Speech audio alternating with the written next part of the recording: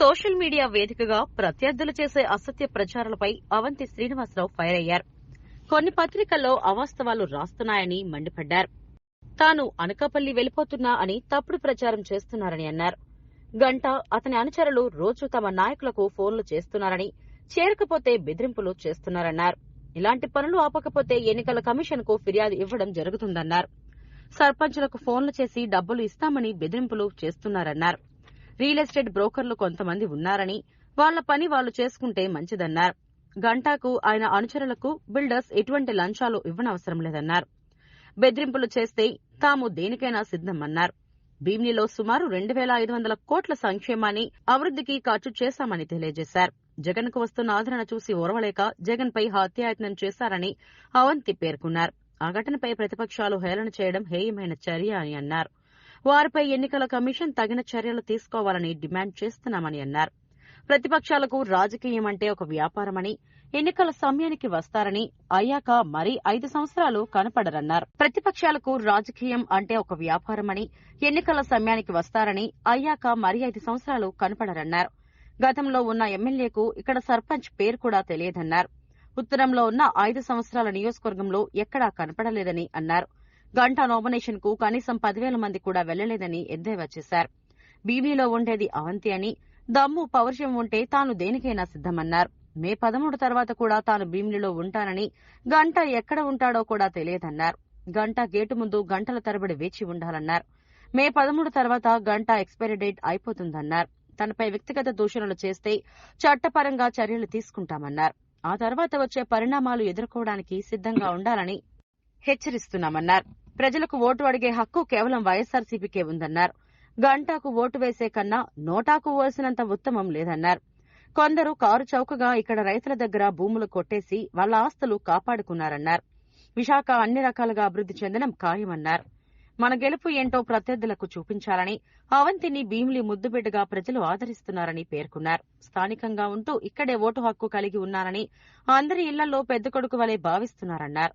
తాను లోకల్ నాయకుడిగా బలపడబోతున్నారని, తన మీద పోటీకి చేయడానికి టీడీపీ, జనసేన, బీజేపీ మూడు పార్టీలలోని నాయకులను వెతికితే దొరకలేదన్నారు. ఆఖరికి సీట్ కేసులో దొంగ, అక్రమాస్తుల బినామీని దించారన్నారు. గంటా ఏ పార్టీ అధికారంలో ఉంటే ఆ పార్టీ చీర కట్టుకుని 5 ఏళ్లు ఇంట్లో దాక్కున్నదన్నారు. రోజు మా సర్పంచులకి ఫోన్ చేయడం, వీళ్ళని హెరాస్ చేయడం, ఇబ్బంది పెట్టడం, పార్టీలో చేరమని, చేరకపోతే మీరు ఎందుకు చూస్తామని బెదిరించడం,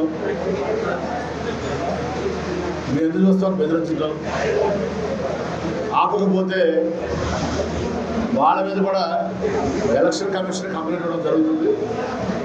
ఈ ఎలక్షన్ కమిషన్ ఈ బ్యాంక్ డిఫాల్టర్స్ ఉన్న వ్యక్తుల్ని, బ్యాంకులో సొమ్ములు కొట్టిన వ్యక్తుల్ని,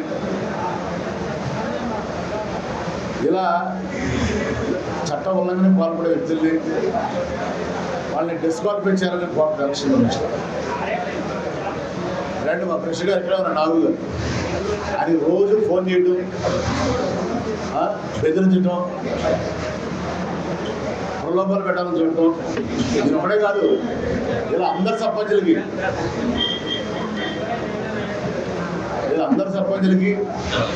ఫోన్ చేయడం, ప్రలోభాలు పెట్టడం, డబ్బులు ఇస్తా చెప్పడం, లేకపోతే బెదిరించడం. అంటే ఏమనుకుంటున్నాడు గంటా శ్రీనివాసరావు మనుషులు కొంతమంది ఈ రియల్ ఎస్టేట్ బ్రోకర్ మార్కెట్లు ఉన్నారు. కొంతమంది ఈ రియల్ ఎస్టేట్ బ్రోకర్లో వాళ్ళు ఒళ్ళు దగ్గర పెట్టుకునే వాళ్ళ పనులు చేసుకుంటే మంచిది. ఉత్తరం ప్రజలు పొమ్మంటే, చీపురుపల్లి ప్రజలు చీకొడితే భీమిలిలో పోటీ చేస్తున్నాడన్నారు. పోనీ ఇక్కడేదో పొడుస్తాడనుకున్న టీడీపీ అధిష్టానంకు నామినేషన్ లో బొమ్మ కనిపెడిందన్నారు. కనీసం 5,000 జనం కూడా రాకపోయినా అధిష్టానానికి 50,000 చెప్పుకున్నారని ఎద్దేవా చేశారు.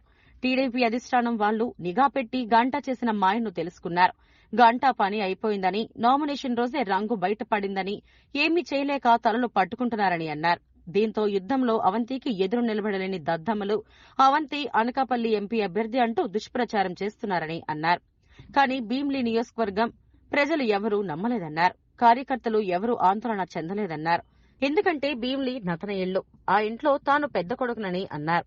ఎవరికైనా పెద్ద కొడుకుని ఇంటి నుండి వేరు చేస్తే, వేరు చెయ్యాలని ప్రయత్నం చేస్తే మంట ఎలా ఉంటుందో చూపెడదామని ప్రజలను అంటున్నారన్నారు.